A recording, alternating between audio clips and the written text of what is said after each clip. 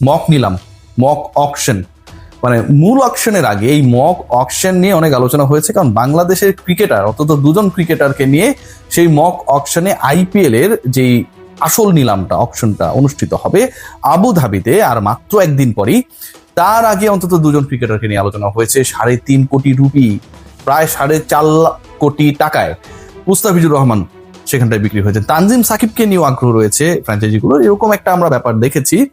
But আমার কাছে যে আপডেট রয়েছে এবং যে স্পেকুলেশনস গুলো রয়েছে আমাদের ক্রিকেটারদেরকে নিয়ে, সেই আপডেটের সাথে স্পেকুলেশন মেলালে আসলে ঘটনা অনেকটা সেরকম ঘটতে যাচ্ছে বলেই মনে হচ্ছে।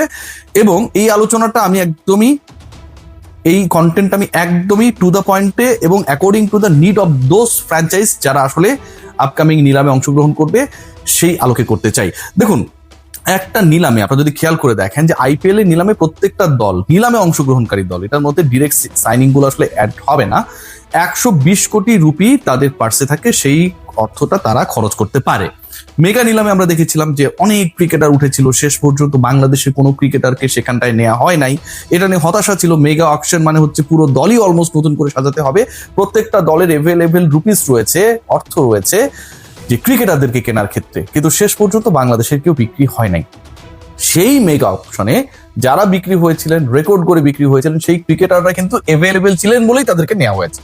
বাট মিনি অকশনের সবচেয়ে ইম্পর্টেন্ট পার্ট যেটা, এখানটায় অনেক big cricketer, big names, hitters or wicket taker, যেটাই আমরা বলি না কেন, they are not that much available. কারণ ম্যাক্সিমাম ফ্র্যাঞ্চাইজি তাদের মূল দলটাকে ধরে রাখার চেষ্টা করেছে, যাদের ছেড়ে দিয়েছে তারা খুব বড় ডিসিশন মেকিং অপশনস না। সো সেটা যেহেতু না, এই মিনি অকশনটা আলটিমেটলি আমার কাছে মনে হয় যে কজন ভালো ক্রিকেটার রয়েছে, যে কজন পারফর্মার রয়েছে, প্রিভিয়াস এডিশনস গুলোতে যারা ভালো করেছে, স্পেশালি লাস্ট এডিশনে যারা ভালো করেছে, থ্রু আউট দ্য ইয়ার যাদের পারফরমেন্সটা অনেক বেশি আশাব্যঞ্জক ছিল, তাদের চান্সেসটা বেশি। From that connection Mustafizur Rahman has a big possibility to be sold out in a high range. কেন এই ডিসকাশন করছি এবং কেন আজকের ট্যাগলাইনে বলছি যে মুস্তাফিজের দল পাবার ক্ষেত্রে বা মুস্তাফিজকে দলে ফেরানোর ক্ষেত্রে কলকাতা তো আসলে এক পা দিয়ে রাখবেই, এবং একই সাথে এখানটায় চেন্নাই সুপার কিংস কম্পিট করবে, এবং ইন্টারেস্টিং পার্ট যেটা, যে দিল্লি ক্যাপিটালস, যেটা তার সবশেষ আইপিএল এর দল ছিল, তাদেরও একটা বড় রোল থাকবে। এই তিনটা ফ্র্যাঞ্চাইজি আলটিমেটলি মুস্তাফিজকে নিয়ে আমার কাছে মনে হয় বিট করবে, এবং 3.5 কোটি রুপিতে মুস্তাফিজ কোন একটা দলে চলে গেল মক অকশনে, যেটা আমরা দেখেছিলাম, আমার কাছে মনে হয় রেটটা সেটা ছাড়িয়ে যেতে পারে। দেখুন, আমরা যারা মুস্তাফিজকে নিয়ে হাসাহাসি করছি বা মুস্তাফিজ বা বাংলাদেশে কেউ দল পাবে না টাইপের চিন্তা ভাবনা করছি, গত আইপিএল নিলামে প্রথমে দল না পাওয়া মুস্তাফিজ কিন্তু রিপ্লেসমেন্ট ক্রিকেটার হিসেবে শেষ পর্যন্ত আইপিএল এ গেছে, পারফর্ম করে প্রমাণ করে দিয়েছে যে তিনি প্রথম দফায় দল পাওয়ার যোগ্যতম ক্রিকেটার ছিলেন, নাম্বার 1। নাম্বার 2, যেই রেটে আসলে তাকে নেওয়া হয়েছিল সেটা কিন্তু বাংলাদেশি ক্রিকেটারদের আইপিএল এ বিক্রি হওয়ার ক্ষেত্রে, নিলামে ওঠার ক্ষেত্রে, বিডিং এর ক্ষেত্রে রেকর্ড হয়েছিল, মাস্টারফি রেকর্ডটাকে তিনি ক্রস করে গিয়েছিলেন। সো এইবার আমি কেন কলকাতার আলোচনাটা করছি, দেখুন, শুরুতেই বলেছি 120 কোটি রুপিস প্রত্যেকটা দলের পার্সে থাকে, এবং সেই 120 কোটি থেকে এবারের মিনি অকশনে কলকাতা খরচ করতে পারবে অলমোস্ট 65 ক্রোর। তার মানে কলকাতার শাহরুখ খানের দলটা অলমোস্ট নতুন করে পুনর্গঠিত হবে। লাস্ট আইপিএল এর এক্সপিরিয়েন্স ভালো ছিল না, আন্দ্রে রাসেলের মতো ক্রিকেটাররা এবার নেই, এবং এই বাস্তবতায় কলকাতা আলটিমেটলি আপকামিং আইপিএল এর মূল দলই গড়বে আপকামিং মিনি অকশন থেকে। মিনি অকশন থেকে কেন বলছি, 120-এর মধ্যে তাদের ধরে রাখা ক্রিকেটারদের যে ভ্যালু সেটা হচ্ছে 55 কোটি রুপি, বাকি 65 কোটি রুপি তারা খরচ করবে মিনি অকশনে, এবং তাদেরকে যেই ক্রিকেটার ভেলাতে হবে তাতে অন্তত 6 জন ক্রিকেটার রয়েছেন যারা ফরেন ক্যাটাগরির ক্রিকেটার, 31 জন বিদেশি ক্যাটাগরি ক্রিকেটারকে দলগুলো নেবে। কলকাতাকেই নিতে হবে 6 জনকে তাদের 25 জনের ওই কোটাটা পূরণ করতে, যার হাতে রয়েছে 65 কোটি রুপির কাছাকাছি, এবং সেই 65 কোটি রুপির কাছাকাছি থাকা একটা দল 6 জন বিদেশি ক্রিকেটারকে দলভুক্ত করবে, যেই দলটা তার 60% দলই করবে আসলে ওই পার্টিকুলার মিনি অকশন থেকে আবুধাবিতে। সেই দলের ভালো ক্রিকেটারের যে লিস্ট, চাহিদা, ডিমান্ড, সেই জায়গায় ওই 6 জনের মধ্যে মুস্তাফিজ কি থাকবে না? 2 কোটি ভিত্তি মূল্যের মুস্তাফিজ কি থাকবে না? অনেকেই মনে করবেন থাকবে না, ভাই থাকবে না, বাট আমার কাছে মনে হয় Kolkata definitely bid for Mustafiz in the upcoming IPL mini auction. Second part যেটা, চেন্নাই থেকে আমার কাছে মনে হয় দিল্লি মুস্তাফিজের জন্য যাবে। দিল্লির একটা ইন্টারেস্টিং ব্যাপার রয়েছে, তাদের হাতে রয়েছে 21 কোটি রুপি। 21 কোটি রুপিকেও খুব কম বলার সুযোগ নেই।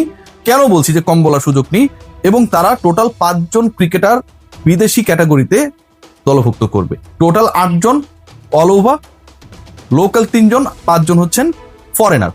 সো এই 8 জন ক্রিকেটারের পেছনে তারা 21 কোটি রুপি খরচ করবে। এই জায়গাটায় দিল্লি কেন আসলে মুস্তাফিজের পেছনে দৌড়াবে? কয়েকটা কারণ রয়েছে, খেয়াল করে দেখুন।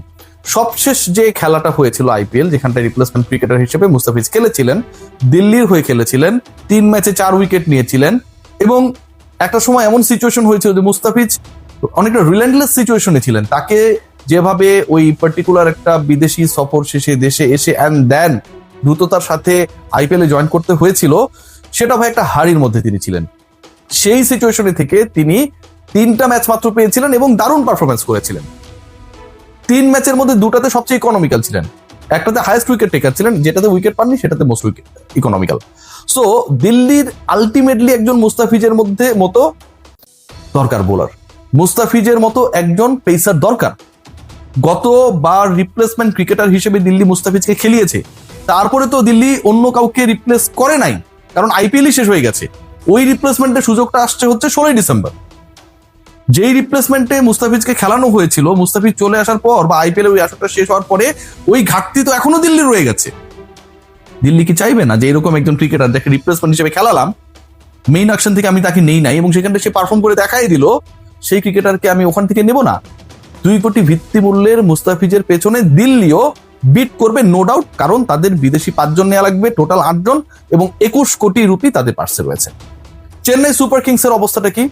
তারাও একটা কমফোর্ট জোনে রয়েছে লাইক কলকাতা নাইট রাইডার্স, এবং তাদের যে আরো কমফোর্ট জোনে থাকার একটা বড় কারণ হচ্ছে যে চেন্নাইয়ের টোটাল বিদেশি ক্যাটাগরির ক্রিকেটার দরকার 4 জন, আবার রয়েছে 44 কোটি রুপি। খেয়াল করে দেখুন, কলকাতার 6 জন ক্রিকেটার দরকার, বিদেশি ক্যাটাগরিতে টোটাল 13 জন ক্রিকেটার দরকার, তাদের স্কোয়াডের অর্ধেকেরও বেশি ক্রিকেটার তাদেরকে অকশন থেকে নিতে হবে। কিন্তু সেই বাস্তবতায় কলকাতার জন্য কিছুটা হলো টাফ হয়ে গেল সিচুয়েশন, একই টাফেস্ট সিচুয়েশন কিন্তু চেন্নাইয়ের জন্য না। তাদের দরকারই হচ্ছে 4 জন বিদেশি ক্যাটাগরি ক্রিকেটার, এবং এই 4 জনের জন্য প্লাস কিছু লোকালের জন্য তাদের পার্সে রয়েছে 44 কোটি রুপি। সো আপনি যখন এরকম একটা কমফোর্ট জোনে থাকবেন, আপনি ডেফিনেটলি প্রিভিয়াসলি আপনার দলের জন্য পারফর্ম করেছিল এরকম কেউ, প্রিভিয়াস এডিশনে ভালো করেছিল এরকম কেউ, থ্রু আউট দ্য ইয়ার ভালো করেছে এরকম কেউ, অ্যান্ড ইম্পর্টেন্ট পার্ট যেটা মুস্তাফিজকে পিক হবার ক্ষেত্রে বড় রোল প্লে করবে, চলমান আইএল টি20তে আসলে কোন ছন্দে রয়েছেন তিনি সেটা। এবং সেখানটায় তিনি দুবাই ক্যাপিটালসের হয়ে যে পারফরমেন্স করছেন, যেভাবে খেলছেন, যেভাবে ইকোনমিক্যাল থাকছেন, তাতে আমার কাছে মনে হয় মুস্তাফিজের পিক টনে কোনো ধরনের সংশয় নেই। এবং মক অকশনে মুস্তাফিজ যে 3.5 কোটি রুপিতে বিক্রি হয়েছে, মাই প্রজেকশন ও প্রেডিকশন যেটাই বলি না কেন, তাতে মুস্তাফিজের প্রাইসটা আরো হাই হলে অবাক হওয়ার কিছু থাকবে না। সবাই ভালো থাকবেন, টেক গ্রেট কেয়ার। 16 ডিসেম্বর দেখা যাবে শেষ পর্যন্ত কি ঘটে।